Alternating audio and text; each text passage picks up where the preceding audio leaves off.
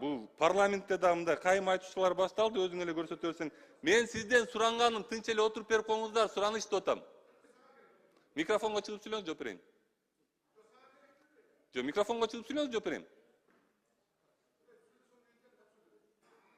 Кантип сүйлөйм? Мен сизге конкретно эмне деп сүйлөдүм?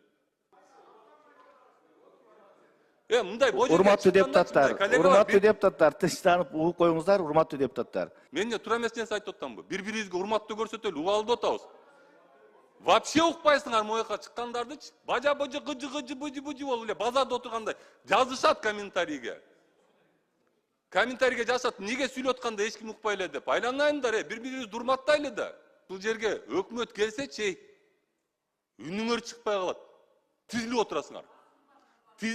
Мен силерге көрсөтүп берем, видео факты менен көрсөтүп берем. Мен выступлениямда кандай шум болуп атканын көрсөттүм да, өкмөт келгенде кандай шум болуп атканын. Мен силерге 5 секундта көрсөтүп берип койманчы. Эгер мен силерге каршы чыгып атсам, значит мен каршы чыгарбагыла, урматтагыла мени да. Мен могу жерде сүйлөп атканда жөн эле укпасаңар да тынч отуруп берип койгула. Болду.